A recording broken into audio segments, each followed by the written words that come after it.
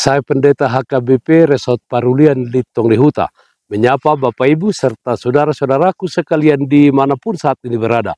Salam sejahtera bagi kita semua. Sebelum kita mendengar dan merenungkan firman Tuhan, marilah kita berdoa. Kami membuka hati dan pikiran kami untuk disapa firman Tuhan. Berfirmanlah bagi kami. Amin. Firman Tuhan yang menjadi sumber kekuatan dan sukacita bagi kita dalam melaksanakan aktivitas kita satu hari ini, Rabu 25 September 2024, tertulis dalam Filipi pasal 3 ayat 13, demikian firman Tuhan. Saudara-saudara, aku sendiri tidak menganggap bahwa aku telah menangkapnya, tetapi ini yang kulakukan, aku melupakan apa yang telah di belakangku dan mengarahkan diri kepada apa yang di hadapanku, mengarahkan pandangan ke surga. Saudaraku yang terkasih dalam Kristus Yesus, seorang pelari dalam setiap perlombaan punya satu tujuan, yaitu bisa menyentuh garis akhir atau garis finish dan syukur jika menjadi juara dalam perlombaan tersebut.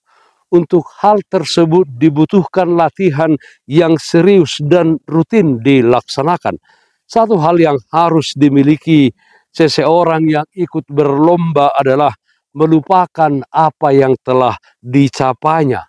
Apakah itu kegagalan atau kesuksesan terlebih. Sebaliknya, dia hanya fokus pada perlombaan yang sedang diikutinya. Sebab hal-hal yang dialami sebelumnya bisa menjadi hambatan dan beban berat bagi dirinya untuk berlari dengan baik sampai ke garis akhir. Saudaraku yang terkasih dalam Kristus Yesus, demikianlah Rasul Paulus di dalam pelayanannya sebagai seorang yang memberitakan Injil keselamatan, memberitakan Injil tentang Yesus Kristus. Dia melupakan yang di belakangnya dan mengarahkan diri kepada apa yang di hadapannya. Apa yang dilupakan Rasul Paulus? Mengapa ia melupakan hal-hal yang telah lewat? Rasul Paulus melupakan hal-hal yang sangat membanggakan dalam pandangan manusia, yakni identitas kebangsaan sebagai orang Yahudi asli, status rohani sebagai orang Farisi yang secara fanatik membela kedaulatan hukum Taurat dan praktik keagamaan yang tidak bercacat menurut hukum Taurat. Namun semua kebanggaan itu kini menjadi tidak bernilai, bahkan dianggap sebagai kerugian dan sampah. Semua kebanggaan itu dianggap sampah karena ia mendapat sesuatu yang jauh lebih mulia, yakni pengenalan yang mendalam akan Kristus dan keselamatan yang akan diterimanya secara cuma-cuma oleh kematian dan kebangkitan Kristus. Rasul Paulus meninggalkan semua kebanggaan duniawi yang sementara untuk mengejar panggilan surgawi yang mulia dan kekal. Saudaraku yang terkasih dalam Kristus Yesus, kita pun sedang berlari dalam perlombaan yang sama, perlombaan iman. Entah kita pernah gagal atau kita pernah berhasil di masa lalu, marilah terus berlari menuju tujuan tertinggi untuk menjadi serupa dengan Yesus.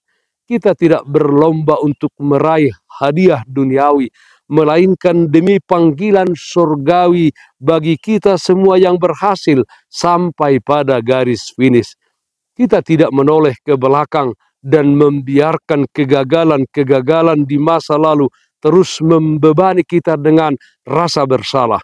Tidak membiarkan keberhasilan di masa kini membuat kita berpuas diri sehingga kita enggan untuk berlari. Oleh karena itu, mari kita arahkan pandangan kita kepada Kristus yang akan memampukan dan menguatkan kita menjadi seorang pelari yang tangguh melakukan firman dan kehendaknya di dalam kehidupan ini, walau kita menghadapi tantangan dan hambatan. Percayalah bahwa Kristus bukan hanya yang memulai perjalanan rohani kita, Dia juga yang terus menjaga kita berada di jalannya sampai Maranatha, di mana kita menerima upah kehidupan yang kekal di sorga, mengarahkan pandangan ke sorga. Amin. Mari kita nyanyikan Bukende 541 ayat 2, namulak Yesusi.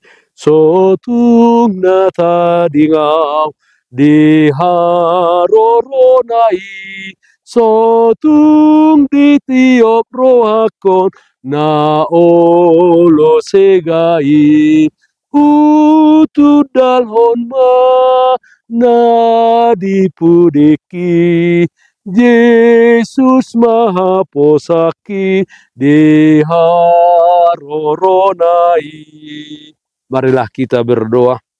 Ya Tuhan yang bertahta di surga, Allah yang baik, yang senantiasa menyertai dan memelihara kehidupan kami.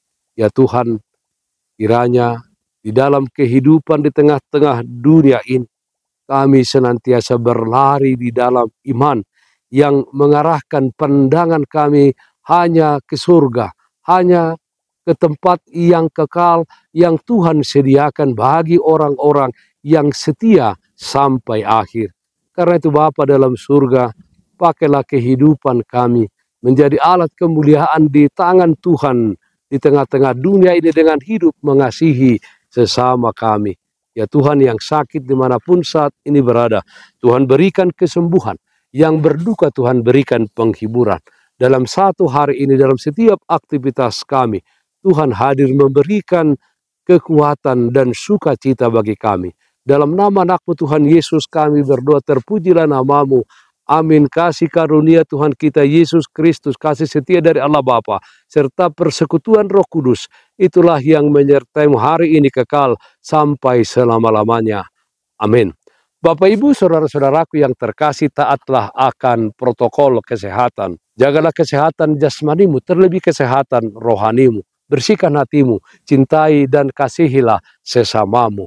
Tetaplah berdoa kepada Tuhan sumber berkat dan anugerah di dalam kehidupanmu. Salam kasih dari Tuhan Yesus Kristus untuk saudaraku semua. Salam sehat, tetap semangat. Tuhan Yesus memberkati. Shalom.